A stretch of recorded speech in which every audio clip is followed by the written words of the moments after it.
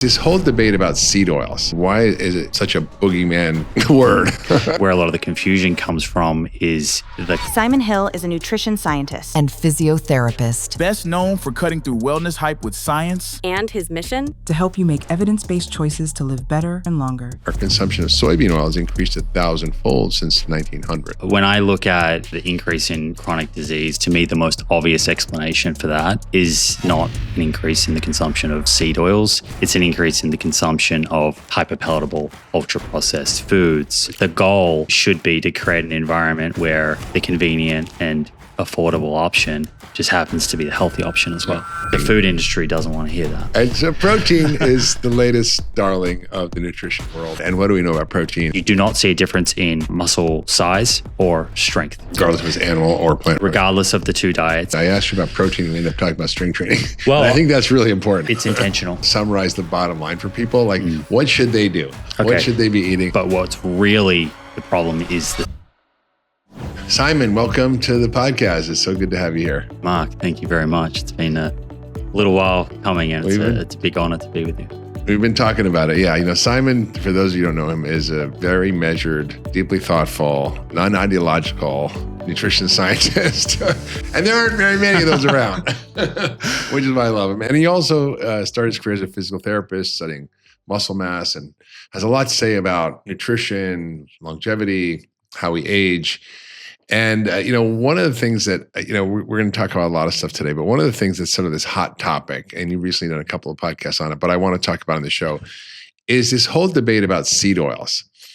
And, personally, I've been very focused on this for a long time because I was confused. And I wrote when I usually am confused about something, I write a book.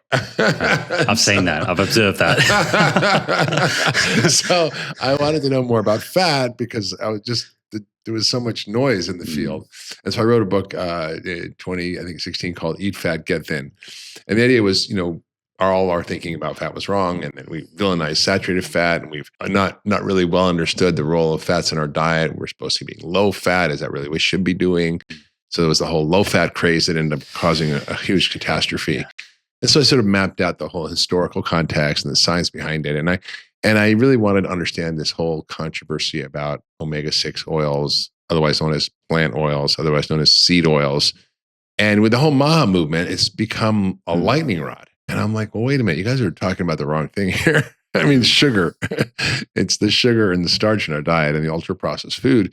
And that's a vehicle for carrying a lot of these refined plant oils or vegetable oils, or I don't even know what you mean by vegetable oil, because that's like, is it broccoli oil? No, it's usually seeds or beans, like soybean oil, corn, canola, safflower, sunflower oil, and all these oils that are used in industrial food, but also have been used, throughout history, sesame oil and cooking in different cultures. And so I really dove into the literature and I read every study and I tried to figure it out and I looked at the methodologies and, and I think I'd like to sort of dive in at a high level with you. Like, why do you think this becomes such a lightning rod topic? Why is everybody glommed onto it? And why is seed oil such a boogeyman word? Yeah, it's become a bit of the whipping boy. Yeah. And yeah, I think you're trying to throw me under the bus here. No. We're going to have a good conversation. Yeah, no. I don't have all the answers, but I very want to dive into this. Yeah. So as I start out, you're a thoughtful scientist. Why has this become, a bit of the whipping boy and I guess a target from MAHA movement? I think we're all looking for an explanation to why our population's so unhealthy. And deep down, we're experiencing people around us suffering unnecessarily. And so we are passionate about finding a reason for that. Yeah. Right? You and I and everyone else in this space is really about, it's more than just trying to get people to be healthy, but why do we want to be healthy? We want to be healthy to increase our life fulfillment. And so we're about increasing fulfillment for people. And at the end of the day, we're all trying our best to look through the science and find out what is it that is increasing our risk of these chronic diseases, causing us to increase our body fatness levels over time and driving metabolic disease. So I think the intention piece is generally pretty good. Yeah. I think that where a lot of the confusion comes from is the context and missing some of the nuance in the research. Yeah. So when I look at the increase in chronic disease over the last 50 or 70 years, to me, the most obvious explanation for that is not an increase in the consumption of vegetable oils or seed oils. It's an increase in the consumption of hyperpalatable, ultra-processed foods. We used to call fast food and junk food. Fast food, junk food. Now it's called ultra-processed food. Right. That drives increased energy consumption and a calorie surplus and weight gain. And from there, you get a whole lot of metabolic consequences. And if you pair that with being sedentary and you lose muscle mass and muscle quality, well, now you're just spelling sort of metabolic disaster. Double whammy. The double whammy. And we're seeing that. And put very simply, that can be distilled into consuming too many calories and not moving enough. It's not that simple. It's not that simple. Yeah. And I find what's interesting is double clicking on that and looking at all of those details. But when it comes to say vegetable oils or just fat in general, the context piece that I'm pointing to that I think is often missed is when we're evaluating a food or nutrient in nutrition science to determine, is it increasing risk of some disease or is it neutral or reducing risk? We have to consider dose. We have to consider compared to what? Because very, very infrequently when you make food choices, does it happen in isolation? You usually remove something when you add something. We have to also consider, particularly in this conversation of fats, because you mentioned saturated fat. Saturated fat is an umbrella term, but as you know, there are many different types of saturated fat. There are many different types of plant oils or seed right, oils. Many types of plant oils. So when we're talking about, say, reducing saturated fats for wholly unsaturated fats, what saturated fats are we talking about? Are we talking about butter? Are we talking about cheese, yogurt? Are we talking about the saturated fats in red meat? Are we talking about stearic acid, the most predominant saturated fat in chocolate or cacao that really doesn't seem to affect blood lipids? And so I think, hopefully, I'm painting a picture to the listeners that this context matters. Yeah. And if you oversimplify it, what can happen is you can point to one study where it's like, oh, that reduction in saturated fat didn't lead to a favorable outcome, but then this one did. And it starts to get very confusing and it looks like the science all over the place. It is, yeah. And the outcome of that, and I was in this position before I did a master's in nutrition science, what compelled me to go back to university was that I was confused by all of this stuff and the changing headlines. Imagine how the average person feels. Right. What I will say is that in academia, there is far less confusion. Although there is some disagreement among academics and scientists, they generally agree on 80, 90% of these big topics. And that's because they understand the context. And when you understand the context, these conflicting or seemingly conflicting results become explainable. And if I was to kind of just double click a little bit more, because I feel like you want to kind of hear my position on vegetable oils and seed oils. What do I find? I'll explain my thought process here. I would. I just want to set the context for the audience just first, because when I began to look into this, I was like, okay, well, what's our evolutionary diet? And I have a bias, which is that if we haven't been eating it for hundreds of thousands of years, maybe it's something we should take a look at. If one component of our diet has increased dramatically, what is the effect from an evolutionary point of view and what our needs are? And, when I began to look at this in 1900, heart attacks were super rare. Like if you had a heart attack, everybody would rush in. I remember. But that time we were eating 40% of our fats as butter, cream, whole milk, eggs, and heart attacks were almost unknown. And then at the same time, we started to refine these vegetable oils. We call them seed oils, whatever you want to call them, plant oils. And we developed Crisco, which was basically hydrogenated plant oils, trans fats, which really was a problem. And then our consumption of soybean oils increased 1,000-fold since 1900. And so I'm thinking, well, there's something that's increased that much. What's it doing to the population? And how do you fit in the context of all the knowledge we know? So it's like, I had an initial bias around it. And there were some studies that were early done in the 70s that tried to answer these questions. The Minnesota Coronary Experiment, the Sydney Heart Trial, which were randomized control trials, which are really hard to do in nutrition, where you randomize people to different diets and you follow them and you control them. And they seemed to find that people who had the omega-6 diets actually did worse. Like in the Minnesota Coronary Experiment, the ones who had corn oil versus butter, even though their cholesterol dropped, LDL dropped by 30 points, for every 30-point drop in cholesterol, of LDL cholesterol, the risk of heart attack went up by 22%. Yeah. But it's kind of murky because It's when a little you kind of murky. look below the surface, at that time they thought margarine was fine. I grew up on Fleischmann's corn margarine when I was a kid. Right. And so the corn oil they used was margarine, which we know is deadly. Yeah. So they, like in those interventions, because I agree with you. I think I agree with you intuitively what you stated. Yeah. Also makes sense to me. But the data doesn't really also bear makes it sense out. to me that as there's this increase in this food group that we didn't consume, we see an increase in cardiovascular mortality. Yeah. So that's definitely worth questioning and researching.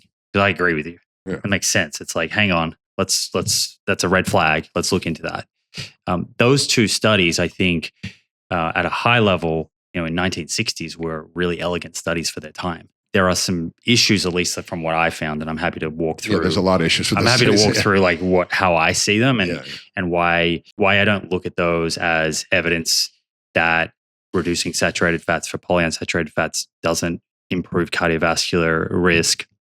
At a high level, so Minnesota Coronary Experiment, and that was an Ansel Keys study, who a lot of people will be familiar with. And they buried it. They buried that study. And I met Joe Hiblin, who uncovered the data and actually reanalyzed the study because he found the son of one of the original researchers with Ansel Keys. And he said, this never was published. It was funded by the NIH, but it was never published.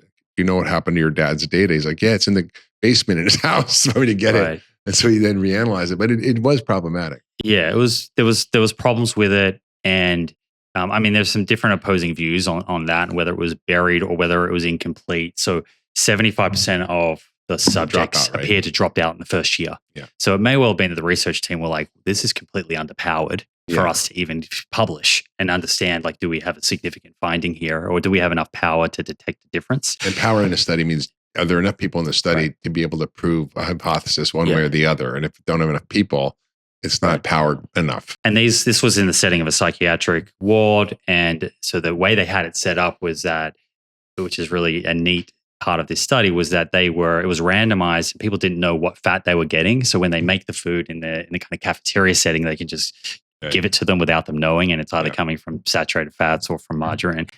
And not only was there a huge dropout, but the participants were allowed to go out home and sometimes stay at home for multiple days and then come back. And so there's all these kind of little issues that we look at now and we're like, oh, that probably wasn't controlled enough. And then Sydney Diet Heart Study, without going into too much details, pretty good study, but also, as you said, the intervention group contained a margarine that we believe probably contained trans fats at the time, being in the 1960s. It was before trans fats were really reduced in the food supply. But what I would say is, overall, there are other studies. When you put them into a meta-analysis, which is not perfect, right? Because meta-analysis really depends on the quality of studies going in. Yeah. But when you do that, and when you look at the trials that are longest in duration, with the least dropout, with a good intervention that's probably doesn't have this confounding variable of trans fats, you do see a reduction in risk of cardiovascular events in these short-term kind of RCTs. And we're probably never going to have those kind of trials again. So in population studies, you also see the same. And then in population studies, you see a similar thing. And then further to that, if you go and look at population studies and you look at linoleic acid, which is the primary omega-6 fat in vegetable oils or seed oils, and about 40% of linoleic acid in America comes from soybean oil alone. And when you look at just dietary surveys, which are a starting point, they're not perfect, they have issues. When you look at that and you quantify how much linoleic acid are in people's diets, they have lower risk of coronary heart disease compared to people with higher amounts of linoleic acid compared to those with lower. You can go a step further. Some of these kind of more modern, more thorough observational studies also have blood biomarker assays where they look at red blood cell content, like the Function Health test, that looks at how much linoleic acid do you have in your red blood cells. And also some of them have looked at how much linoleic acid you have in adipose tissue.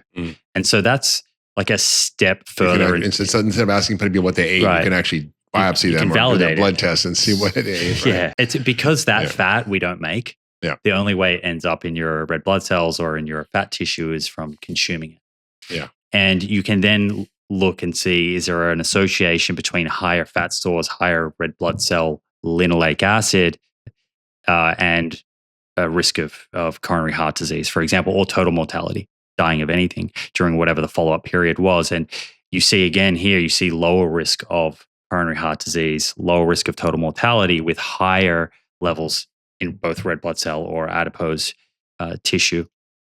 And so when you look at all of that evidence and then you look at the mechanisms, so what is probably the mechanism that would explain this? And I don't think it's all of it, but it is probably the LDL cholesterol reduction that you get with that swap. And then that's supported in and of itself through genetic Mendelian randomization studies, population studies, where you consistently see lower LDL cholesterol, reduced risk of coronary heart disease. And so that's how I think about all of that. That said, do I think it's healthy to consume vegetable oils and seed oils within these ultra processed foods? No. I think they're driving an excess of calorie consumption. They're okay to eat if you have a bottle in your kitchen, but not when you stick it in an ultra processed food. And even in your kitchen, right? Do I think it's good to be having tablespoons and tablespoons of this stuff? No. It's super calorie dense. What I do think though is the consumption of vegetable oil at home, like a tablespoon on vegetables, cooking them, is very different to having them in ultra processed foods or deep frying them and reheating them. Oh yeah, that's the worst. Oh my God. Yeah. So I think we can all agree that we need to completely try and avoid those types of foods as much as possible. But it is different to, again, cooking with some vegetable oil in your pan at home where you're not deep frying and reheating. And I think the other issue is it's like, I often talk about like, CAFO meat versus regeneratively raised meat and the differences, and it's not the cow, it's the house. And the same thing is true with the oils. And it's like, well, where they come from, what are you eating them with? What else are you not eating? What are you eating more of? What are you eating less of? And that sort of reminds me of this bigger context, is that the science, when you look at the science of essential fatty acids and fatty acid metabolism, omega-3s flow down a pathway that creates all these anti-inflammatory compounds in the body. Whereas LA or linoleic acid, which we're talking about, the omega-6s, go down a pathway that creates inflammatory molecules. So theoretically, these omega-6s should be inflammatory, but it all depends on context. And everybody needs an anti-inflammatory system and inflammatory system. It's not that they're good or bad. It's just they have to be in balance. And the other big thing that's changed, aside from our dramatic drop in saturated fat content and our increase in these refined oils, is the difference in our omega-3 content. And omega-3s and the 6 ratios seem to be pretty important. When you look at the data at a high level and analyze it all, it seems as though a lot of people who don't have the omega-3s, if they have a lot of these omega-6s, they get into trouble potentially. Whereas if you have a ratio that's 2 to 1, 1 to 1, 4 to 1, 5 to 1, that's okay. But most Americans are like 20 to 1 of the omega-6 to omega-3s. And that, I think that's another big issue. We're all not eating wild food. We're not eating wild fish. We're not getting omega-3 fatty acids. 90% of us are deficient in it. And so you've got a really complex matrix of a problem that makes people think seed oils are bad, but I don't think they necessarily are. Because all of that data that you presented there that's the facts. That's what you'll come across. It's how you explain those. Yeah. So for me, I think the omega-3 to 6 ratio is generally a proxy of like overall diet quality. Usually the higher that ratio, the more ultra processed foods. And like you said, not getting enough omega-3s. I don't actually think it's inherently the omega-6 that's causing the issue there. And I say that because there are clinical trials where you overfeed people omega-6s and linoleic acid, and you measure the amount of arachidonic acid, which is the next omega-6 that's produces. And which is inflammatory. Yeah, and it doesn't go up. So the body seems to buffer it and hold it at a pretty steady state. So where I think, though, that this is an issue is that if you're not consuming enough direct DHA and EPA, right? Because these two pathways you mentioned, they share the enzymes. So if you have a whole lot of omega-6 running through that pathway and using a lot of these enzymes. It's like trying to get it through a highway. It's a very narrow highway. And if you have a lot of one type of vehicles going through, you can't get another type. So if you're only consuming like plant-based omega-3s, ALA. Yeah. From flax, chia. You rely on the conversion to DHA and EPA. But if you have a lot of omega-6s in the diet, that conversion's even lower. Yeah. And so this is where I think then people see increased inflammation. So I think I completely agree with you in terms of what you're putting forward there. And it sounds like we agree that a big part of that problem is underconsumption of omega-3s, particularly the direct DHA and EPA. Yeah. Whether you go out and eat fatty fish 2 or 3 times a week, which a lot of people don't. And in sardines 3 times a week. I probably do. And or having a good DHA EPA supplement to make sure that you're getting enough of those long chain omega-3s. So at the end of the day, we've got this whole controversy. Seed oils are the boogeyman of 2025. Secretary Kennedy's called them out, I think not correctly. At the highest level, how would you kind of guide people on how to understand this complexity between saturated fat, these plant oils, and omega-3 oils? Because those are the 3 buckets. And as you said earlier, they're not homogeneous. There's many types of saturated fat. There's many types of omega-6 fats. There's many types of omega-3 fats, right? So they're not like monolithic, but it's important to understand that the overall diet matrix and complex that you're eating of these things determines the impact on your health, which is end of the day what we're talking about here. Yeah, it's the key. And then also your personal genetics. That's very true. And that's humbling as a doctor, because when you hear people say these categorical things and you go, well, wait a minute, I've seen thousands of people and the same thing will cause one person's cholesterol to spike and another person's to drop like a stone. And like, how do you explain that? It's genetics. Yeah, it's genetics. And it's also, again, that a lot of the time the change doesn't occur in a vacuum. So I've mentioned off air to you that when I increase coconut oil in my diet, that I see my LDL cholesterol and ApoB go up a lot, 30% in fact, on my latest function test. That's because you're metabolically fit. And the swap that I made was olive oil is the oil that I cook with, extra virgin olive oil. I was swapping that out and adding in coconut oil and then also some coconut yogurt. And so that swap saw a reduction in monounsaturated fats and increase in saturated fats, particularly lauric acid in coconut foods. And so for me personally, with my genetics and that swap, LDL cholesterol went up quite a bit. What I always say to people to keep this really simple is that, like you mentioned earlier, in 1980s, there was a low-fat recommendation. My review of the literature is that there was evidence that saturated fats were increasing risk of coronary heart disease. But I think the messaging was not clear enough on what that meant at the grocery store and at dinner time when you prepare a meal. And so what ended up happening was this low-fat craze where people thought anything that was low-fat was healthy. And what was the swap that we really saw? We saw saturated fat, foods, which whether it's meat or butter, cream, we saw those being reduced. And instead of people eating fatty fish, which are rich in polyunsaturated fats, or nuts and seeds, even tofu or tempeh, these types of foods, whole foods, the increase came from ultra-processed foods, which, yes, have unsaturated fats in them, a lot of them, but they're added refined sugars, lots of sodium. They're super seductive, hard to put down, and drives They're also very inflammatory. Right. So the swap matters. If you're going to reduce saturated fats in your diet, if you go then and eat those foods, I mean, there's a fair bit of compelling data to say that you're just increasing your risk of disease in doing that. And I think we've seen that. Yeah. So what you eat instead is really important. And rather than making this too complicated, let's just come back to a dietary pattern.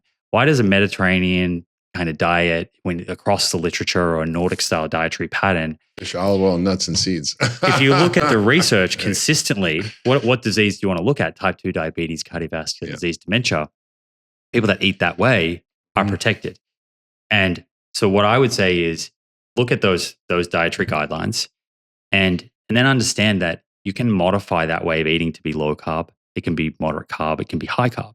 What's working best for you, leaving you feeling best with the best blood work, which is then where your personal genetics come into play. And then you can toggle around with it, because one person might be able to consume a Mediterranean diet with a bit more saturated fat than the next.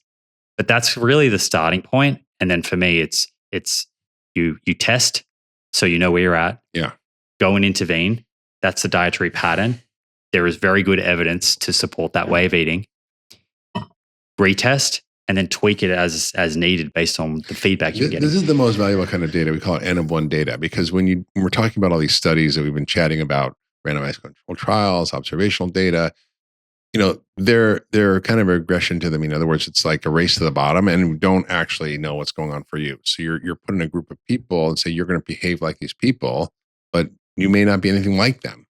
And the best way to learn is test against yourself. That's why when you did your own self-test of removing olive oil and adding coconut, and then retesting your blood work with function, you could see that your numbers change. And that's what I encourage people to do: is test, don't guess, and use your body as its own control group. I would kind of emphasize, though, that doesn't mean that the guidelines and all of the science is not helpful, because it gives us, it's like a compass. It points us into a direction where we see what the typical result is. Mm-hmm. And then having the humility to understand, well, as an individual, we're not always representative of the typical person. Yeah. Like, where do we fall in that distribution? And that's where it gets fun and interesting. You can play around with it, and then you can factor in other things like, what are your goals? Is it just chronic disease prevention, or are you an athlete?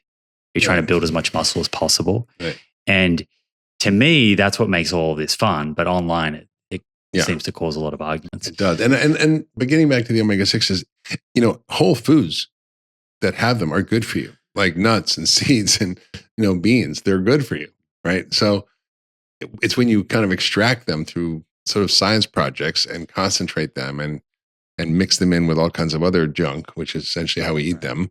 I mean, most people are not pouring soybean oil over their food, but it's 10% of our calories. It's because it's in all the ultra-processed food. That's 60% of our calories. Yeah. So that's the issue, right? Can I ask you a question? I'm interested in your opinion on this. So I think with the Kennedy administration, there's certainly a focus on seed oils.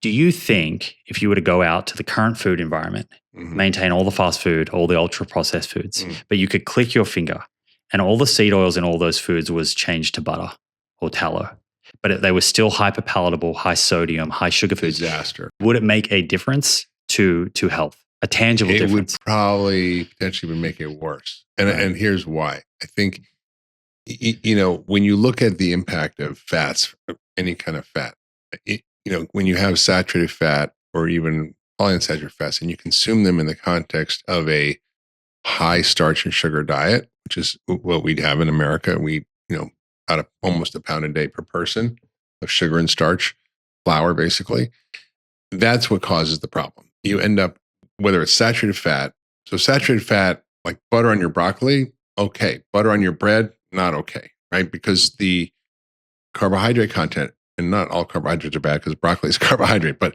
starchy and sugary carbohydrates actually exacerbate the cardiovascular harm of these foods. And so because you raise insulin and because you're not just letting sugar in your cells, you're letting any kind of energy, free fatty acids, those just pour into your cells, particularly around your belly fat. And it's like the insulin just opens the gate and everything goes in. So when you're eating sugar and starch, you get this high insulin, and then whatever fats you're eating, it just becomes doubly bad for weight gain and for inflammation and for everything else. So I think the guidelines should say that we shouldn't have a limit on saturated fat as long as, one, we consume a balance of polyunsaturated fats with them, right? So it should be probably like a 2-to-1 ratio of polyunsaturated fats to saturated fats. And it should be really limited when it comes to refined starch and sugar. So you can't eat saturated fat if you're eating a diet high in starch and sugar, because it creates a disaster. I've been interested by some of these relatively short clinical trials, like 12-week studies, looking at feeding people a lot of saturated fat or polyunsaturated fats. And these are in background diets of Western diets. So like you said, they're not amazing. But what's interesting to me is that when you dial up saturated fats, you seem to increase liver fat more than when you dial up polyunsaturated fats. Yeah. Right. Which, as we know, is like often precedes this kind of fatty liver disease, type 2 diabetes. But yeah, I was just interested in your view of, because it seems like the Kennedy administration seems to think that if you eliminate seed oils, the problem goes away. But I would argue that if 60% of calories are still coming from ultra-processed foods, that's the problem. We still have a problem. Yeah. It's like the ultra-processed food that's the issue, whatever you're eating. But the food industry doesn't want to hear that. No, but they're going to. They're having to. I think, I think it's like, what is that, Teddy Roosevelt, his big stick, thing. I think I just read an article by Marty McCary and Mehmet Oz in the Wall Street Journal yesterday. And they were like, look, we convened, which the government can do. We brought these companies to table and we said, change, get the crap out of your food, get the dyes out, et cetera, et cetera. And they're promising to do it. But if they don't, we've got a big stick, which is, regulation and legislation.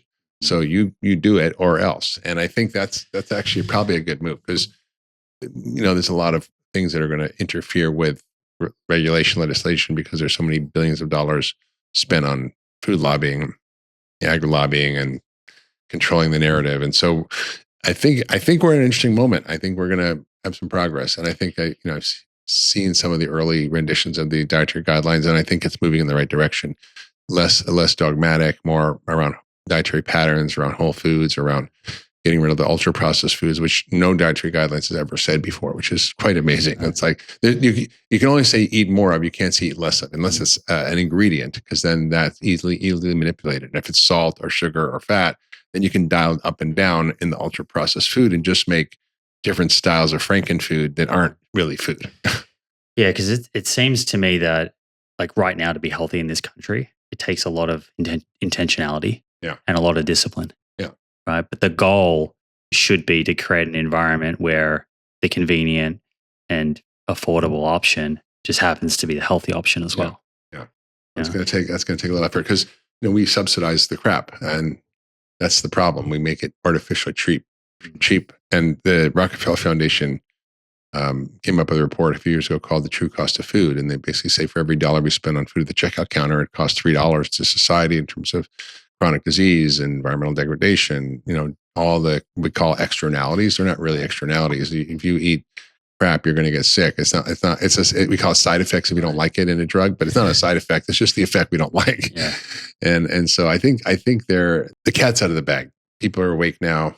People are talking about it. Politicians are talking about it. Congressmen, senators, the White House, all the agencies. It's kind of stunning to see. I've been working at this for decades, and I've been screaming about this forever. I mean, I wrote 15 years ago almost in my book, The Blood Sugar Solution, about the toxic triad of big food, big ag, and big pharma, and how they're co-opting our health and undermining the environment and everything you could possibly think of. And I wrote a book called Food Fix about this, and I'm coming out with a new version. It's updated called Food Fix Uncensored. Okay. About an updated kind of take on what's happening. But it's this whole omega-6 thing is sort of, I think, and the seed oil thing got kind of steam somehow. And it's, I think, a little bit misguided. I think, for people listening, that all the sciencey stuff that Simon and I have been talking about, the bottom line is try to eat your sources from whole foods. Don't get these oils in processed food, and have plenty of omega-3s. And you'll be okay. Yeah, and do your lab work. And do your lab work. If you're super sensitive to saturated fat more than the next person, and you get your lab work done, and the lab work includes ApoB, which a lot of tests don't, but you can get that. You can order that. In some places, if it's high, then reducing saturated fat for more polyunsaturated fats for you as an individual might be even more meaningful. But only you will know that by doing the testing. That's right. There are now companies that do lipid genetics. I did mine because I have a genetic lipid disorder. I had most of my grandfather's brothers and sisters. It was like, I think 9 of them all had heart attacks or bypasses in their 50s. And he was a laborer, so he actually did a lot of physical activity and walked every night after dinner. So he didn't start to get it until he was later in his 70s. But they all are in their 50s. And so I have genetic lipid disorder that makes me hyperabsorb cholesterol, that affects my triglycerides, that affects different biological parameters. So it's interesting to look at your genetics too. And all right, so that's the bottom line. Not so much the boogeyman, but one last point I want to talk about with this is what a lot of people talk about, which is the idea that they're processed in a way that's bad. So they're extracted from soybeans, for example, with hexane, which is a toxin. They're sprayed with glyphosate, Roundup. They're deodorized, they're bleached, and they're chemically highly altered, and they can be easily oxidized. And so this is kind of a theoretical reason they should be bad, but I haven't seen enough data to kind of prove that that's concerning, or maybe we have an actually learned about it yet. The absence of evidence is not the evidence of absence, right? So true, but so I agree with you in that I think all of those things are worth looking into. But what I would say is, what should our current hypothesis be? And the way that I think about this is the food that we eat affects a myriad of pathways in our body. We know that, right? It could affect blood pressure, it could affect blood lipids, it could affect oxidative stress, could affect blood glucose control, and then thousands of others that we probably haven't even identified, right? And so we can speculate on individual mechanisms, like maybe this is oxidized or contains hexane, and maybe that increases risk of something. What matters is the net effect of that food on all of the pathways, so all the different ways it's interacting when you consume it. And how do we measure that? Well, it's the end health outcome. Yeah. And when I look at the linoleic acid seed oil consumption data, again, even coming back to red blood cell content and also adipose tissue, they have people with higher linoleic acid in their tissue have lower risk of heart disease, cancer mortality, and total mortality. Mm-hmm. So while there could be individual constituents in seed oil that are harmful, the global the net effect seems to be positive. Yeah, and that's what it seems like. Even despite my protests, it seems like that's true. And can I just say, I not only empathize, I understand the logic behind, hey, look at how this is manufactured and what goes into it. I completely understand that. Right. And all I'm saying is that what challenges me on that is looking at the data of these health outcomes, particularly at tissue levels, and I find that data really hard to argue with. Yeah, it is. Yeah. So I can see all opinions and views and empathize with all of them here. Now I want to sort of zoom out another big topic because we went through the era of low fat. Then recently we've gone through this era of keto and low carb. And there's only one macronutrient left. There's carbs, there's fat, and there's protein. And we're going to argue about all of them, aren't we? That's a community. And so protein is the latest darling of the nutrition world. And now everywhere you go, you're like protein this, protein that, protein bars, protein shakes, protein sticks, protein, and it's like, wow, okay, somehow everybody's sticking protein in everything. Is that good? Is that bad? And what do we know about protein? And what should we be thinking about it? Because I think, there's a whole conversation going on that we should be eating 2 or even 3 times sometimes what is the RDA recommendation for protein. And there's controversy about whether plant protein is as good as animal protein and what that does to muscle as we age. And this is an area of expertise for you. So now we covered the seed oil thing. I want to kind of get into the protein thing and then dive right in. Not scared of difficult subjects, which is why I like talking to you. Yeah. And these things are interconnected in some ways, which is what I realized. So I began my career as a physiotherapist, and I was splitting my time up between working. I was very lucky to get a job working with professional athletes in Melbourne in Australia, but it was on the provision that I would also work out in a community center, completely different demographic. Less affluent, not on private health insurance, a lot of chronic disease, a lot of chronic back pain. And it didn't take long for me to notice that a lot of folks with chronic back pain who were also overweight were coming in with fatty liver disease, diabetes, they were under-muscled. And these things are very, very related. Maybe over fat or under lean or both. Both. and what we're seeing is increasingly we're seeing both. We're seeing overnutrition, and we see increased body fatness coupled with sarcopenia, loss of muscle size and function and quality. I would say excess calories, not overnutrition, because, right. If you get nutrition, I think of it as food. And I often said this, but if you actually look up the definition of food in various, places, it's somewhat worded differently, but the essence of it is food is something that supports the health and growth and development of an organism. And by definition, ultra processed food technically isn't actually even food. So excess calories and still malnourished, just in another way. Yeah, and very vitamin deficient. Right. So I was observing that these things are interconnected, and what we see is from the age of about 30 onwards, we see a reduction in muscle mass, about half to kind of 1% per year. And then by the age of 50, that can ramp up. So you can be losing 1 to 2% of your muscle mass per year, right? So you could be losing 10, 14% of your muscle mass per decade after the age of 50, from age 50, you're losing more strength per year than you are muscle mass, which is also really important, strength and power. And we can maybe come back to that. Yeah, because I don't think people understand the difference between muscle mass Yes. and strength and power. And there is an association, but you're actually losing more strength relative to the amount of muscle that you're losing as you age, and power, which becomes really, really important when we look at risk of falls. Let's come back to that.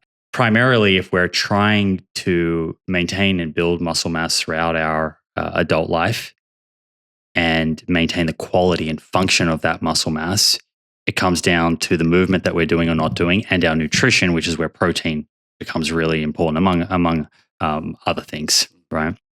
And from if we were to look at like our society right now, like what is driving a lot of the sarcopenia, I think protein is important to a degree. The average protein intake is at about 1.2 grams per kilogram at the moment in America, which could be a little bit further optimized. But what's really the problem is the sedentary lifestyle and the lack of the stimulus, right? If you don't use it, you lose it. And unfortunately, what happens is that when you're not stimulating the muscle, the kind of motor units, the nerves that go into the muscle that innervate them, that allow us to contract and control, they die off. And so something that I think is often not appreciated is that as we're aging, we're not just losing muscle mass, but the quality. We're losing quality muscle.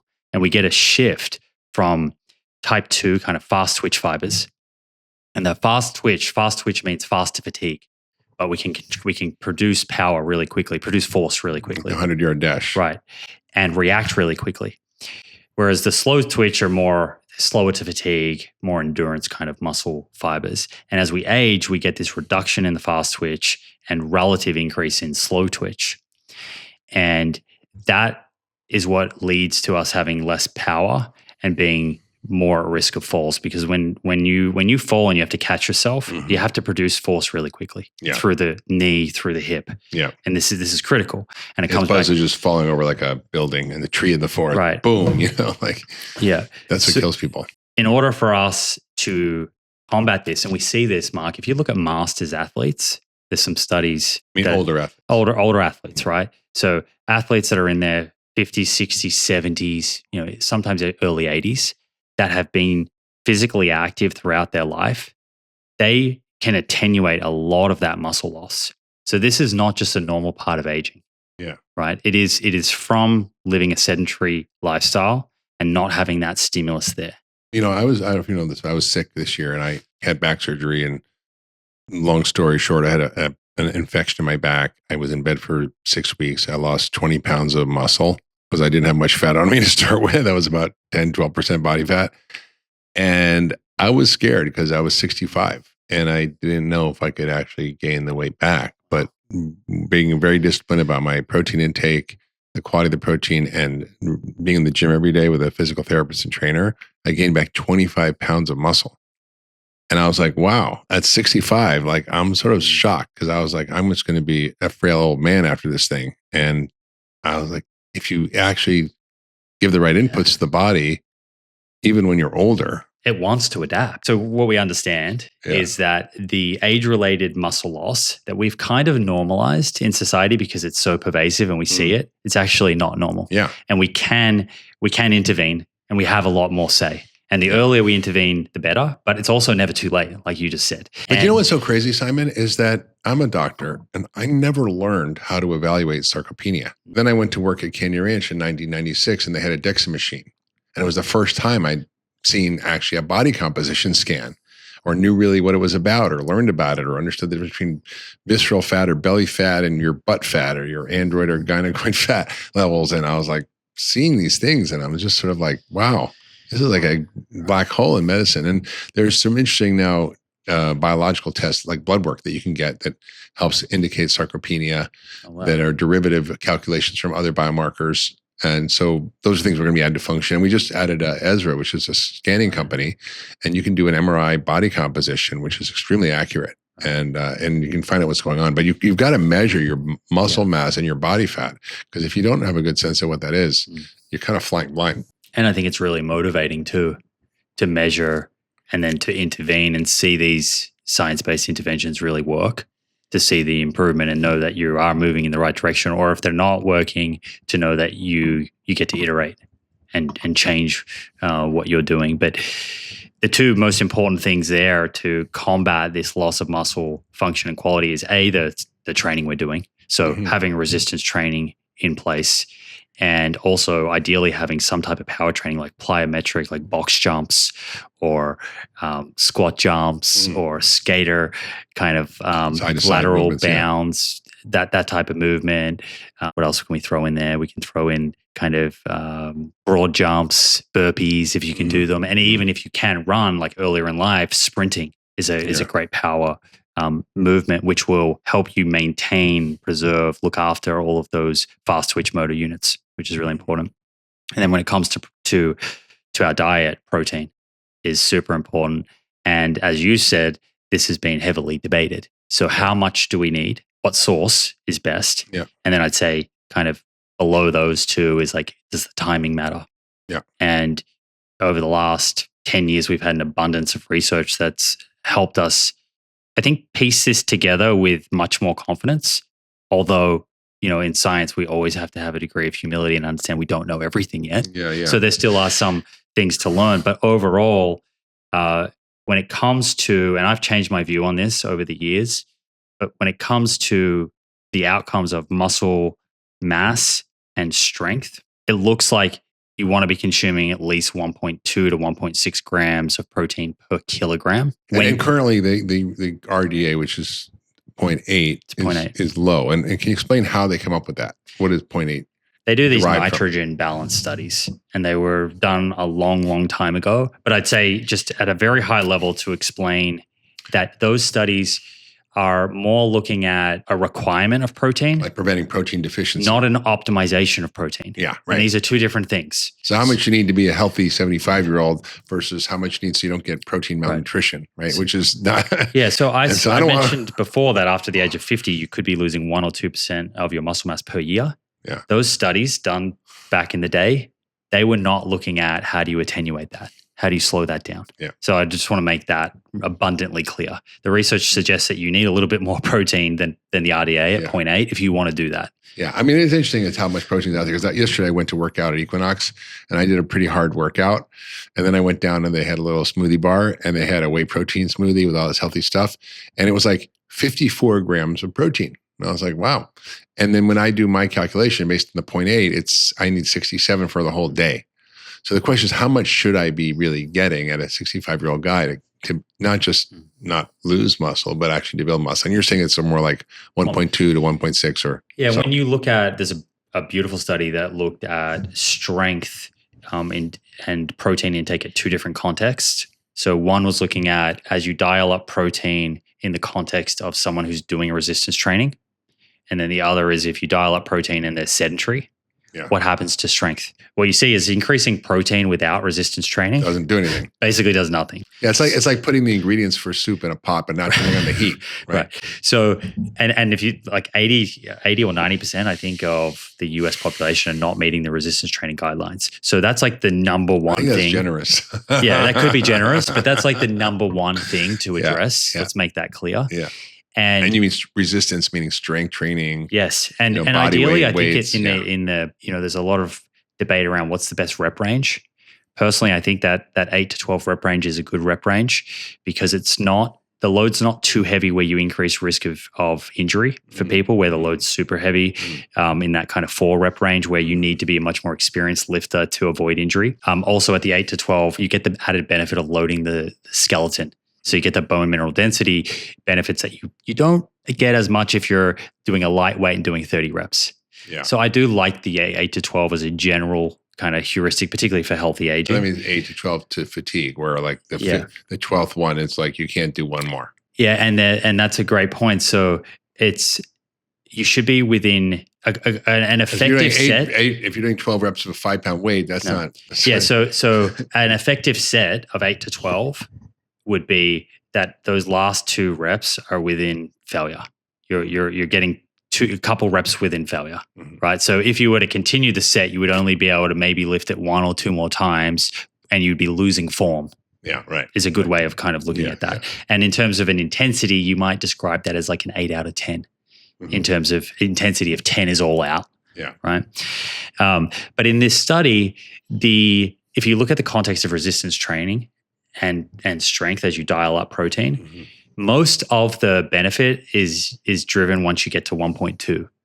There is a little bit further going from 1.2 to 1.6 grams. It's kind of like squeezing the last few drops out of the towel. Right. So in terms of our priorities, number one is have regular resistance training in place. Ideally, each muscle group in your body, the main muscle groups, you're getting at least 10 effective sets in a week in the way that we just described as a minimum kind of stimulus to promote strength. And what is it, like 3 times a week? Yeah, you could split that easily across 3 workouts. And when I say muscle groups, a simple way would be thinking of movement patterns. So 10 kind of pushing, which could be overhead or horizontal pushing, 10 sets of pulling in the 2 different planes. Yeah. And then obviously lower body, you're going to have, 10 sets of like some type of squatting pattern, 10 sets of some type of hinging pattern, like a deadlift, but over a week. And if you split that across 3 workouts with a personal trainer, you can split that up, and that's enough volume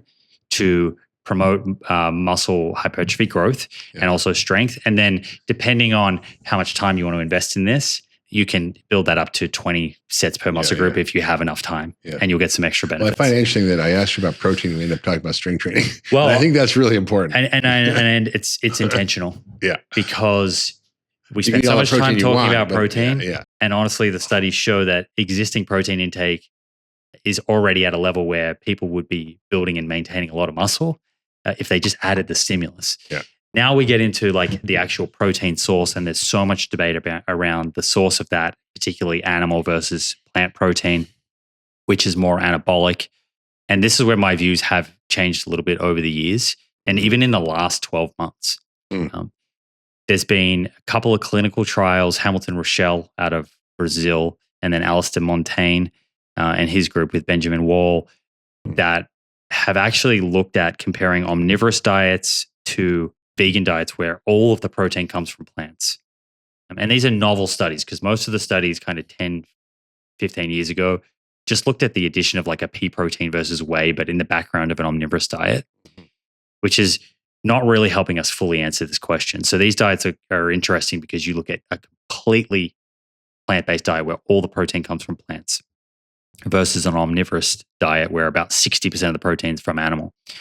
And in these 2 studies that go for 10 and 12 weeks long, where they're doing resistance training in healthy adults, and they put the protein intake at 1.6 grams per kilo, or in Alistair Montaigne's, it was more about 2 grams per kilo, which is pretty high. You do not see a difference in muscle size or strength gains throughout that 10 to 12 week period. Regardless if it's animal or plant. Regardless of the 2 diets. And that, I definitely think that challenged a lot of the protein research world, and a lot of the main researchers like Stuart Phillips came out, and Alan Aragon changing their views on these things. And really the consensus view from that was that if protein is high enough, so not at the RDA, 0.8, that's very low. But if protein's high enough and you're up at this 1.6 grams per kilogram, then the subtle differences that exist between the amino acid makeup of plant proteins and animal proteins doesn't seem to affect the health outcomes that we care about. So yes, we can drill down and look under a microscope at the difference between these proteins and come up with a digestibility score and all these things. But when you actually feed people these foods at a high protein intake and measure these outcomes that we care about, there's no difference. And that's what most people listening to this right now, that's what they really care about, is the strength and the hypertrophy.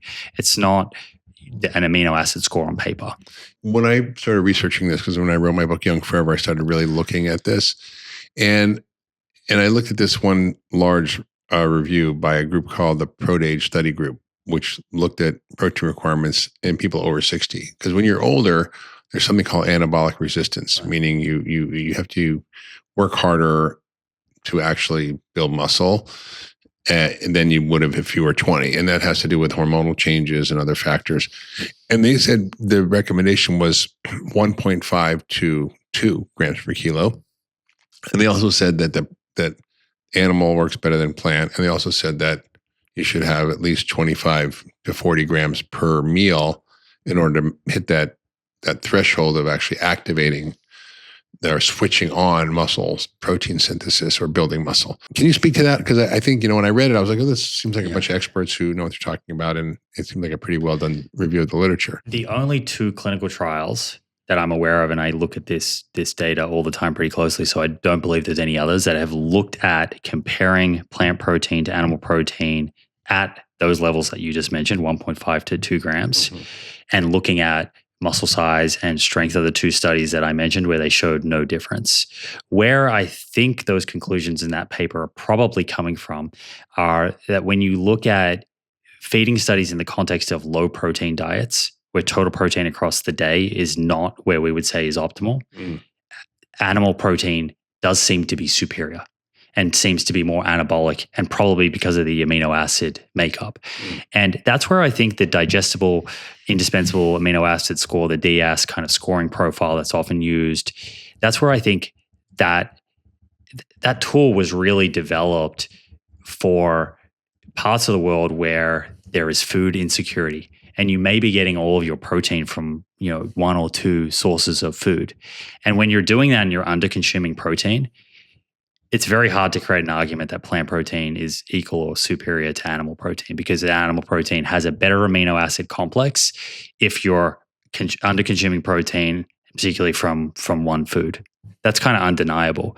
But even as recent as this year, and Luc Van Loon published a study, who's a big protein researcher, and this study was funded by Beef Checkoff. So if anything, they wanted animal protein. Funded by the industry. I don't necessarily think that immediately means this is a bad study. I think Luc Van Loon does incredible studies in science and is a great scientist. But if anything, at least the hypothesis from this group was that animal protein should come out superior. And usually that's why the industry would like to support it. What they found, and this was in elderly who, again, as you mentioned, there is anabolic resistance. So we would think that if anyone is really going to benefit from animal protein over plant protein, maybe you don't see it in healthy middle-aged adults, but maybe it becomes more important as you get older. And this is where my view has changed a bit. They had protein intake at 1.1 to 1.2 grams per kilogram, and they were using elderly, healthy adults that were active and looking at daily muscle protein synthesis rates, and no significant difference between an omnivorous diet and a vegan diet, which kind of challenged their group's hypothesis. Now, where I'll say the gap is, and we have to acknowledge this, that's a 9 to 10 day study. The next step is to take elderly and run like the studies I mentioned before that go for 10, 12 weeks, maybe 16 weeks, and actually measure muscle size and function. So look at strength and these things that we power, these things that we care about that we were talking about earlier, and just confirm that, okay, what we're seeing in terms of a mechanism, because I would be really contradicting myself to what I said earlier. Yeah. Muscle protein synthesis is a mechanism, right? That's one mechanism. And we see in the 9 to 10 days, no difference. What's the actual effect on health outcome? Yeah. That we care about, the net effect. And in order to assess that, you need a longer study. Yeah. So that's a watch this space for me in terms of stay open-minded. It could be that there's no difference in elderly at 1.1 to 1.2 grams per kilo. It could be that there is. What was the forms of protein they were using? Because when you think about, whole food protein, right? A little 4-ounce chicken breast has got about 120 calories, 30 grams of protein. But to get 30 grams of protein in beans, with like black beans or whatever, that's about 500 calories. So you're having almost 5 times, a little less, but it's up like there. 300 something. 3, 4, 5 times whatever. It's still right. It's a lot more calories. So in order to consume enough protein, are you consuming too many calories? And if you're not, does it mean the only way you can get there is using concentrated plant proteins that are processed? I think a lot of these studies, and I think if you were to go out and look in like a plant-based community of people that are eating moderate to high protein, legumes like black beans and lentils are not a go-to source. because of that Definitely reason. tempeh. There are sort of supplementary food on the side that offers some protein and some carbohydrates. But the more protein dense kind of foods would be tofu, tempeh, seitan for people that can tolerate gluten. Right. Mycoproteins, like a big one that's now starting to become very popular, which is they're actually not plant-based. It's derived from fungi and is incredibly rich in protein and fiber and iron. So you'll start to see more of that. And Mushroom protein. that was actually used in the Alice de Montaigne trial. They used a fair bolus of that. Oh, interesting. And in the other one, the Hamilton Rochelle trial that I mentioned, the healthy adults, in the omnivorous group, they used whey protein to supplement their whole food. And in the vegan group, they used a soy protein isolate to supplement their food, but the same amount of protein powder. But they didn't add extra amino acids or anything. So No, the soy protein. they didn't do any fortification of leucine or anything like that, which is interesting because you might hypothesize that you would need to do that. Yeah. But what we're seeing is that, again, once you're up to 1.1 to 1.2, at least in those short-term studies, and then 1.6 in those longer-term studies, that at that level of protein intake, we're not seeing a difference between the anabolic kind of potential of the animal protein and the plant protein. Alan Aragon actually beautifully walked through this on Hyman Show like a few weeks ago. Oh, really? Yeah. And it's challenging. I get it. Like, Mark, I was one of the biggest meat eaters, honestly. That in my friendship from group, Australia, so that's basically. I was the dude who was organizing all the steakhouse dinners. Yeah. That's the only place I would ever want to eat. Yeah. And so I understand that, because I think the strongest argument for animal protein over the last 10 or 15 years has been that it's better for muscle-related outcomes. Yeah. Because, to be honest, the research looking at more chronic disease, it tends to favor plant protein, right? Because of you get the added benefit of increasing fiber and phytochemicals and probably a healthier fat profile. Now we're in this position where I think it is challenging because, a lot of our society loves to eat meat, and that's fine. I think meat can be part of a healthy diet. Mm-hmm. But also, as scientists and people that want to be objective, we have to stay open-minded to what these studies are showing us. And like I said, I'm prepared to be wrong or to change my view if they do a 12-week study and show that people eating the animal protein, the elderly, had better strength and hypertrophy. Those are all the studies I've seen. It typically shows the opposite. And so I would like to see those studies replicated because they're interesting, but then does it comport with all the other data? And I think when you're looking at any kind of scientific question, you've got to look at not just one study, but how does it fit in the context of the overall literature, from basic science to observational data to randomized trials. And, what are the quality of the studies? What is the methodology? How are they powered? I mean, it's complicated. Even as a doctor or scientist, like, it's hard to figure these answers out. And we might even have the right studies to answer the question. That's the other problem. And that is where, though, that the longer term health outcome studies become really important, because yes, like the studies that you're referring to, they exist, but what's the background diet? Are they actually optimized their overall protein intake for the day, or are they at a low protein intake? Yeah. Where I think it's pretty established the animal protein is probably going to be superior in that context. What's really interesting to me that I think also is changing the way I look at protein is the distribution question. So I think for a long time, when you eat it throughout the day, for a long time it was thought that having 25, 30 grams and spacing it out into all these different meals throughout the day is definitely the superior strategy. And at least what's being borne out in the data now, and one of those studies that I mentioned there, the Nicholas Bird study, not only compared a vegan to omnivorous, looking at muscle protein synthesis, but looked at two different distributions, uneven and even. So they looked at one where they had 5 meals across the day, even distribution, and then the other was uneven. So they only had 10% of protein at breakfast, 30% at lunch, and 60% at dinner. And the reason they did that is that tends to reflect protein intake in America. Yeah, for sure. And so they were interested in, okay, is there a difference between animal and plant? But also maybe there is a difference, but you only see it in an uneven distribution. And they didn't see it. And in fact, across both groups, even comparing to the same group, there was no difference in daily muscle protein synthesis rates, even in an uneven distribution. Mm-hmm. And so I think if you were to get really into the weeds, distribution might matter, but it matters far less than the total amount of protein that you eat in a day. Well, my understanding was that it mattered more for those who are not adapted to strength training. So if your muscles are already sort of kind of on and you're used to strength training and used to building muscle, that it doesn't matter as much when you distribute your protein. But if you're not, it matters more. Is that true? I haven't seen that, but yeah. I mean, it's interesting. I'd love to read about it if you can send me a study. That was some of the ProDage work, but it was fascinating. Okay, so we need basically more protein, especially as we age, than the RDA, which is how much you need to not become protein deficient, which is not really a big problem. 2, you can get there with plant proteins, but you need to have some type of supplementary protein that's concentrated, because that's what worries me. Like you don't have to have whey protein if you're eating animals, right? In order to get enough protein. But do you have to eat a processed pea protein or a processed soy protein, which may have other consequences, to get the adequate amount of protein? Or can you get it by eating beans and grains and nuts and seeds?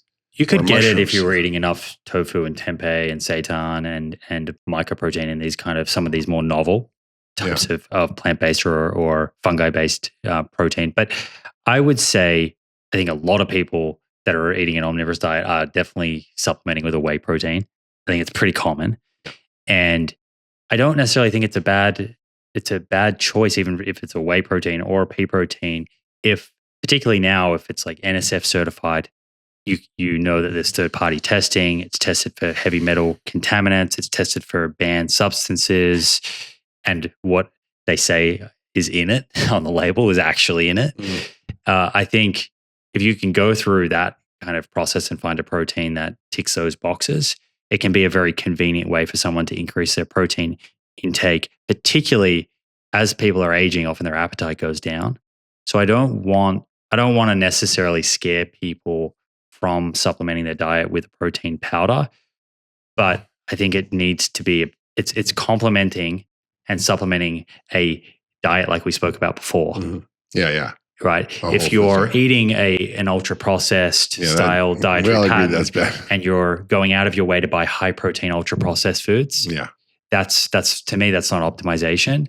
Even most of these protein bars, I look at them and I go, "Ooh, that's like the most processed crap." I would never eat that. And to be honest, back to the coconut thing that I mentioned earlier. Mm-hmm. So I'm training for a marathon right now, and one of the I don't know if consequences is the right word, but one of the realities of that is I have to increase my calorie consumption by quite a bit in order to fuel my training. And so one of the changes that I made was to add this coconut yogurt. And the reason, and this shows like how all of us can be kind of fall victim to the high protein messaging. Yeah. The reason was I chose a high protein coconut yogurt. Mm-hmm. And I just didn't, and then cooking with coconut oil, I didn't realize how much saturated fats were coming along for the ride in that coconut yogurt with the 8 grams of protein. Right. And so for me, that was not an optimal way to increase my protein content. It's interesting. I remember hearing a lecture when I went to the Institute for Functional Medicine conferences 20 years ago, and it really stuck with me. And it was a researcher from the NIH who was studying soy, because, we were here, soy is bad. It's like estrogen. It's going to give you breasts and blah, blah, blah. And it maybe cause cancer. And if you talk to most oncologists who take care of people with breast cancer, they tell people not to eat soy foods, which is the stupidest thing I've ever heard. They say, eat ice cream, but don't eat soy foods. It's not actually like that. There's more like a regulator, like a sort of modulates hormone, not stimulates it. But what he said was really interesting was when they studied in animal models, giving isolated soy protein, which is what or it was done in these protein studies, versus whole soy foods, they're profoundly different effects, particularly on cancer. And that basically soybean protein that comes from, as a byproduct of making soybean oil, is kind of a waste product, and it's turned into these soy protein shakes or soy protein bars or soy protein whatever, and that hydrolyzed soy protein is chemically different than soy protein, and it linked to these cancer outcomes in animal models. So that makes me a little worried about that. Yeah, you don't have to consume soy protein isolate. Whey protein is also a bit of a waste product as well from the dairy industry. So they're kind of similar in that. Curds and whey. It's like Little Miss Muffet. The yogurt is the curds and the whey is the little liquid stuff on top. But you don't have to consume soy protein isolate. There are other forms of plant-based proteins.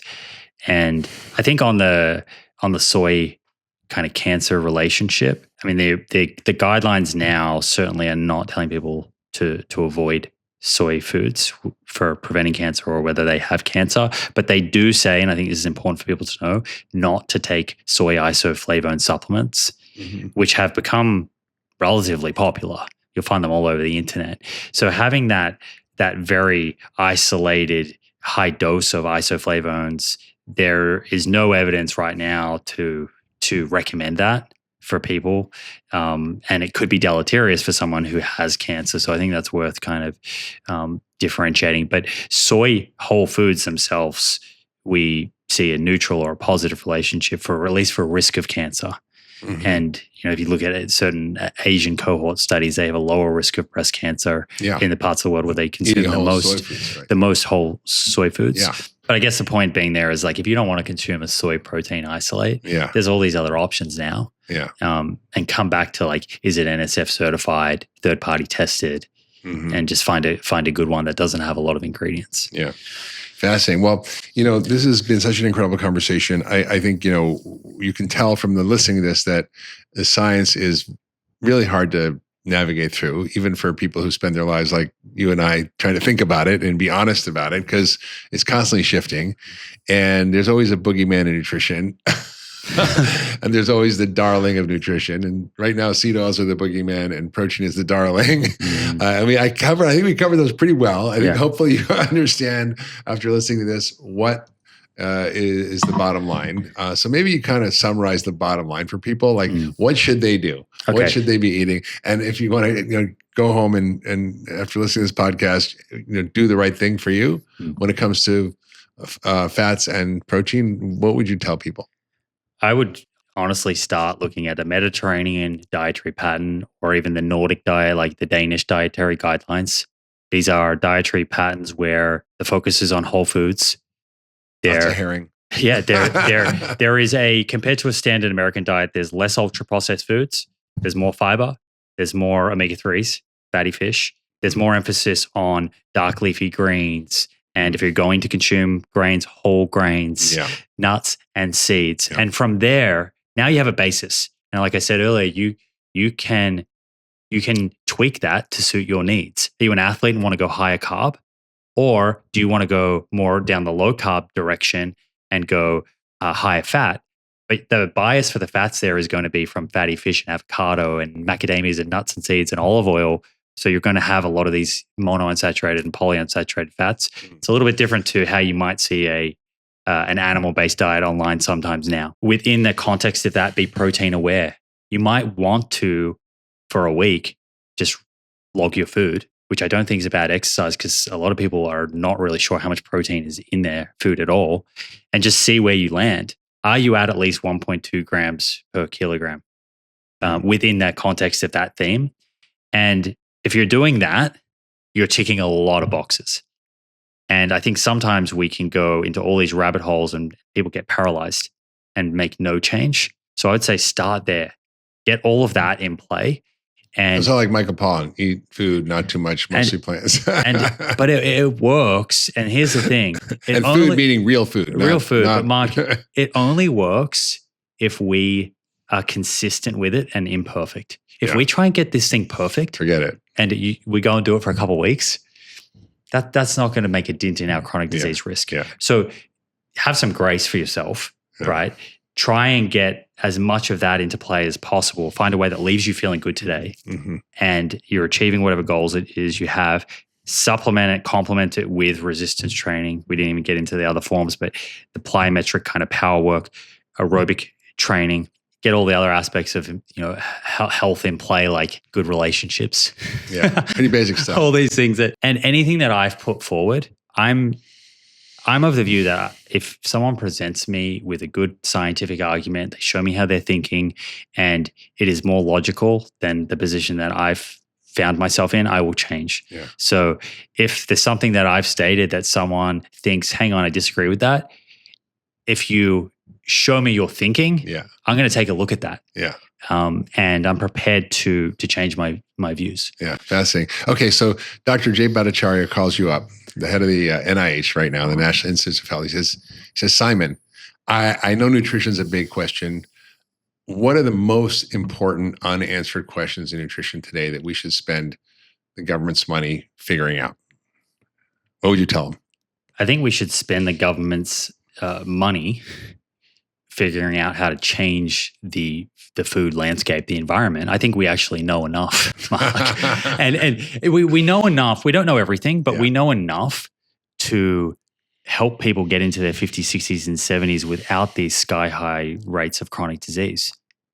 And so I don't want the government to not act thinking that we need a whole lot more information. Mm-hmm. Sure, we need some funding to learn things on the periphery and get a little clearer here and there.